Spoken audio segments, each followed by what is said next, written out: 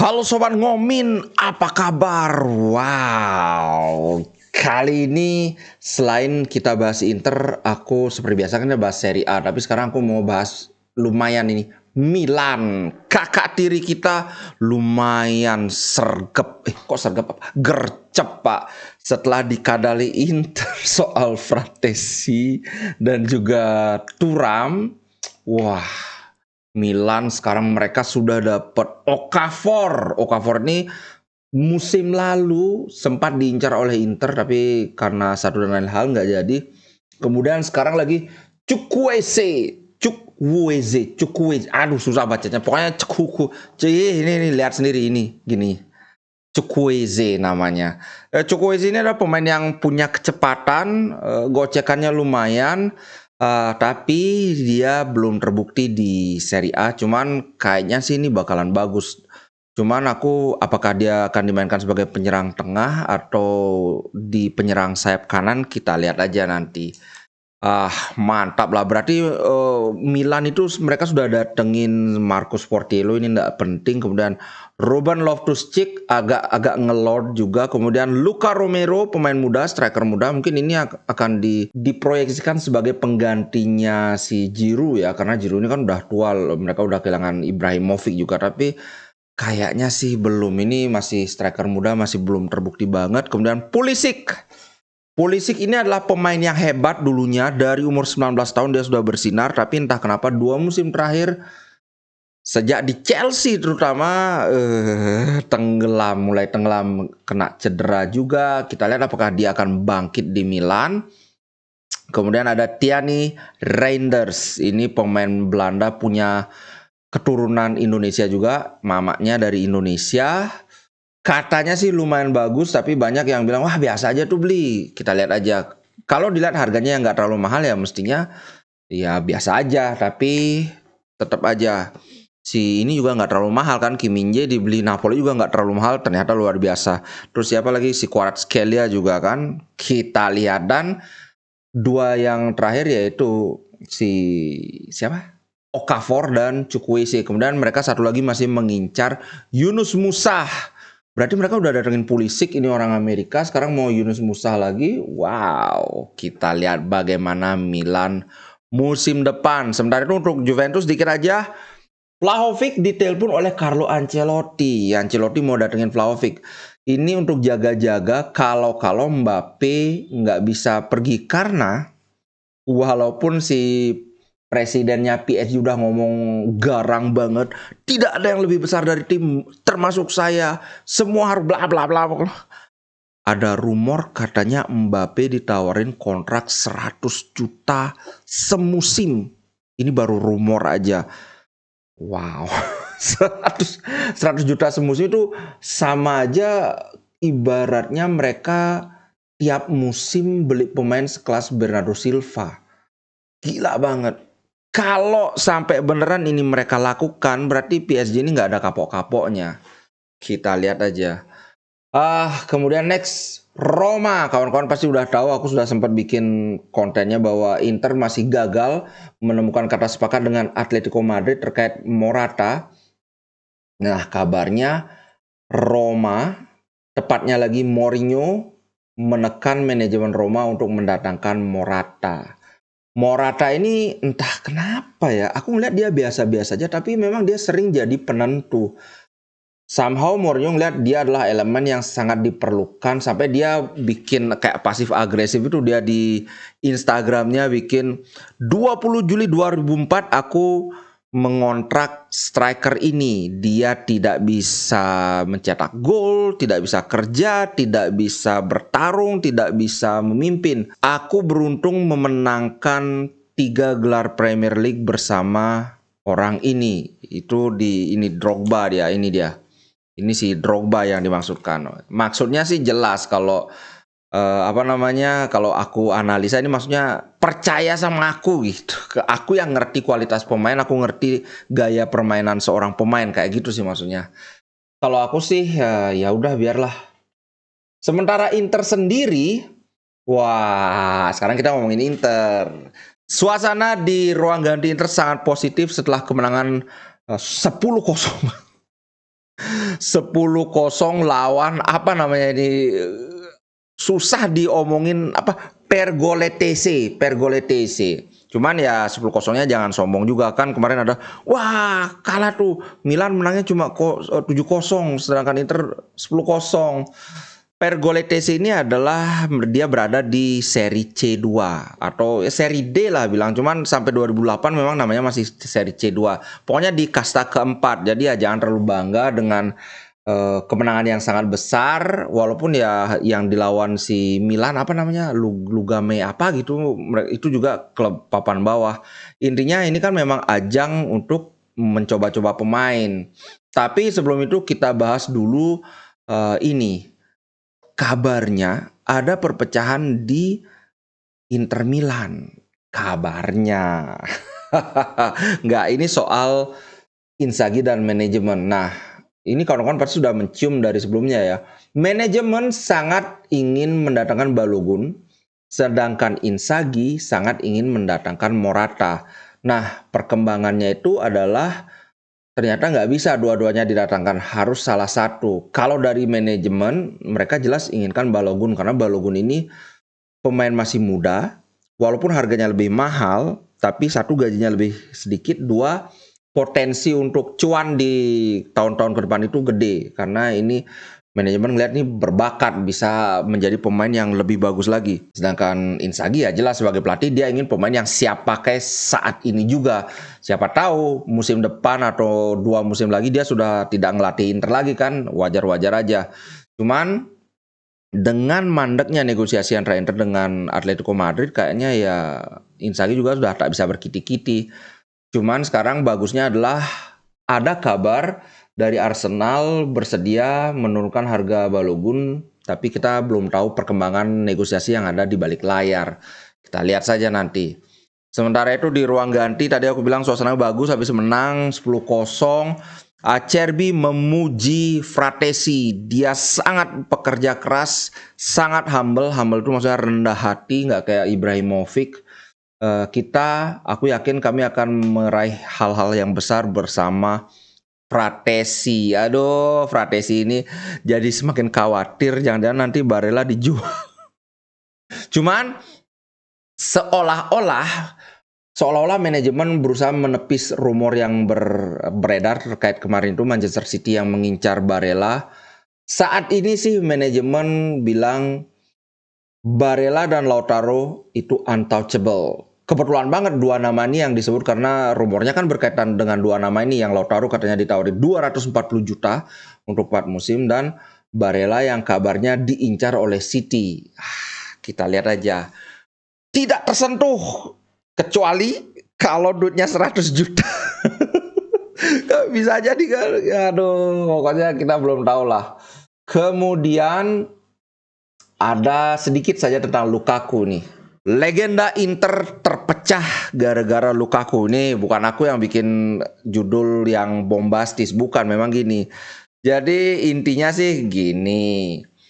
Nicola Berti, dia diwawancara oleh La Gazzetta, dia bilang ini, kelakuan Lukaku itu mengejutkan dan tidak bisa diterima. Tapi aku adalah orang yang pragmatis, dan jika dia berubah pikiran, aku sih siap untuk memaafkan dia. Ini Nicola Berti yang ngomong. Kemudian kita semua bisa melakukan kesalahan. Kalau aku tidak akan menutup pintu itu.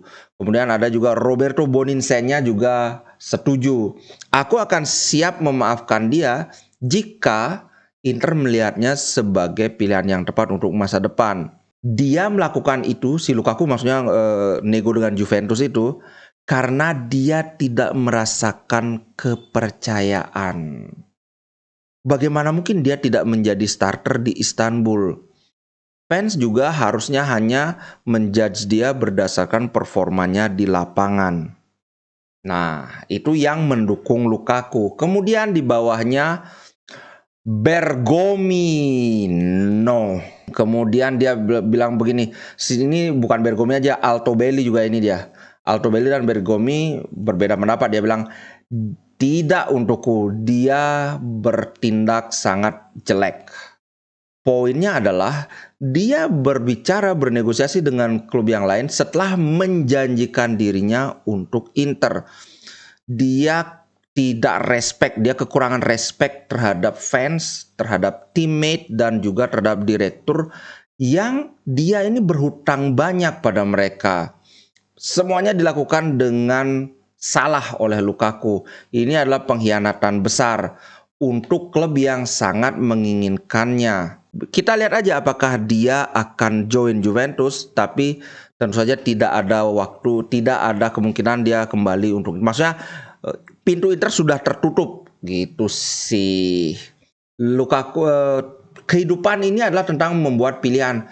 Dan aku pikir tidak ada cara untuk bisa memperbaiki kesalahan ini. Itu BP Bergomi. Kalau aku sih setuju dengan Bergomi. Ngapain, udah mahal, gajinya gede. Kemudian next kita tentang Jan Sommer. Nah, kemarin aku dapat berita, kan aku sempat bilang bahwa Jan Sommer ini memang punya release clause 6 juta. Terus aku bilang, ya kalau Inter mau bayar 6 juta ya Bayern Munchen nggak bisa nolak. Ternyata release clause-nya itu ada term and condition, ada syarat dan ketentuan. Nah, yang aku dengar adalah syaratnya itu adalah 6 juta ini berlaku bila Manuel Neuer, kiper utamanya Bayern Munchen, sudah bisa bermain minimal 3 pertandingan tanpa keluhan. Nah, sedangkan Manuel Neuer kan belum sembuh. Jadi ya kita tidak bisa memaksakan dengan 6 juta itu, walaupun Inter mau bayar 6 juta. Sedangkan sekarang aja Inter maunya bayar di bawah 6 juta. Masalahnya seperti yang aku bilang kemarin, negosiasi antara Bayern Munchen dengan Valencia, si Mamardashvili itu ternyata mentok. Artinya Bayern Munchen nggak punya kiper sekarang. Punya kiper ketiga tapi jelas jauh dibandingkan Jan Sommer. Walaupun Jan Sommer sudah setuju pindah ke Inter, tapi kalau Bayern Munchen nggak mau ngelepas ya kita nggak bisa. Kita lihat aja nanti bagaimana nih kelanjutan drama ini. Kemudian kita bahas pertandingan tadi malam. Seperti yang aku bilang tadi, sempat bilang 10-0. Ini Inter benar-benar mencoba semua skuadnya. Skuad yang ditampilkan satu babak itu beda dengan di babak kedua. Benar-benar total diganti. Bahkan itu pun ada beberapa pemain yang babak pertama belum selesai itu sudah diganti. Contohnya adalah Sensi. Makanya wah, Sensi cedera lagi apa gimana? Ternyata tidak. Memang sudah direncanakan itu akan diganti. Ini dia benar-benar dua tim yang berbeda. Kalau di kiper itu Stankovic main sebagai starter, kemudian diganti oleh Radu di menit 46, kemudian menit 68 diganti lagi oleh Di Gennaro. Kemudian di kanan itu ada Bisek diganti oleh Darmian di sisi kanan, dan so far sih aku ngeliat sekelas masih lebih bagus mainnya Darmian, tapi bisa kelihatan sangat menjanjikan. Tapi ada beberapa hal yang agak mengkhawatirkan. First touch-nya itu agak mental. Beberapa kali aku lihat agak mental bolanya yang dia tahan. Padahal ini lawannya cuma sekelas Pergolese kan. Itu kemudian Bastoni jelas nantinya diganti oleh Stabile, habis itu diganti juga oleh Stankovic. Bukan Stankovic yang Philip Stankovic, tapi AA Stankovic. Kemudian The Fry dicoba cukup bagus menurutku, kemudian diganti oleh Acerbi. Ya kelihatan seimbang lah. Acerbi dapat ini, bikin penalti dia. Kemudian Dumfries diganti oleh Cuadrado di menit 46. Habis itu Lazaro juga coba dimainkan, tapi aku ngeliat Lazaro nggak bagus-bagus amat. Barella, nah ini nih. Barella main di babak pertama, habis itu diganti oleh Fratesi di babak kedua. Tepat dugaanku karena di tim Italia juga seringnya Barella dengan Fratesi mainnya nggak bersamaan. Tapi kita lihat apakah nanti Inzaghi akan mencoba memainkan keduanya bersamaan. Ini juga bukan gimana ya, karena Hakan coba didorong lagi sebagai center midfielder, sebagai gelandang tengah. Yang pertama ditempatkan sebagai regista itu adalah pertama Sensi. Kemudian seperti yang aku bilang di babak ketiga, di menit ke-37 dia diganti oleh Fabian. Barulah kemudian di menit 46 babak kedua barulah Aslani masuk. Aslani masuk main full satu babak di babak kedua itu. Cuman kayaknya aku ngeliat Aslani sangat menjanjikan. Iya kalau dibandingkan oleh siapa namanya Sensi, Mungkin ya gocekannya masih lebih bagus Sensi, tapi aku ngeliat visi bermainnya ini kelihatan oke banget.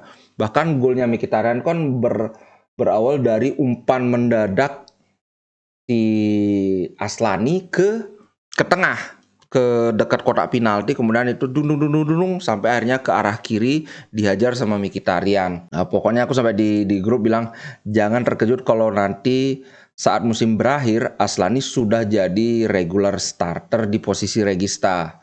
Kita aminkan saja. Kemudian Mkhitaryan, kemudian Gosens mainnya cukup bagus, dia assist 1, kemudian ada Di Marco.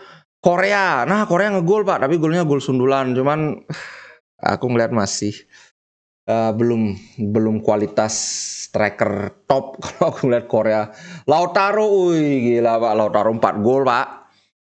4 gol Pak, jadi 40% dari golnya, dari gol Inter itu Lautaro, tapi 2 penalti. Ya nggak apa kan, tetap aja 4 gol. Thuram, nah ini aku ngeliat Thuram masih sedang berusaha menyesuaikan diri, masih beberapa ininya kurang sesuai dengan yang lain, beberapa kali salah paham. Terutama Thuram dengan Bisek beberapa kali ada kesalahpahaman. Si Thuram nyuruh umpan ke sana, toto dia yang dioperin dan dia terkejut menerima umpan kayak gitu. Tapi tenang, ini baru pertandingan pertama. Justru Esposito ngegol lagi Pak. Waduh, apakah Esposito akan mencetak gol terus, maksudnya akan dipertahankan walaupun tipis kemungkinannya, tapi ini masih ada kemungkinan. Dan kabarnya ada rumor bahwa Inzaghi sekarang mulai mempertimbangkan untuk ya udahlah si Sensi kita pakai aja daripada memaksakan untuk beli pemain lagi kan, mending duitnya itu untuk bayar si Trubin dan 1 striker top, Balogun dalam hal ini. Ya top-topnya Inter itu Balogun udah masuk top. Kayak gitu sih bro. Oh ya, Hakan tembakan jarak jauh dari luar kotak penalti juga bagus. Hakan kelihatan, kalau aku ngeliat Hakan dan Barella bagus banget mainnya. Kalau nggak nonton lihat aja di ininya, di di highlightnya di channel resmi Inter itu ada. Menurutku cukup bagus, tapi ya lagi-lagi aku ingatkan ini mainnya kan lawan tim seri D. Jangan terlalu dijadikan patokan, jangan terlalu euforia juga. Oke, itu dulu guys untuk konten kali ini. Terima kasih buat kawan-kawan yang nonton. Sampai jumpa di konten berikutnya. Ciao. Inter Milan di dadaku, biru hitam warna darahku. Level winnernya Itali, tidak pernah degradasi. Inter Milan kebanggaanku.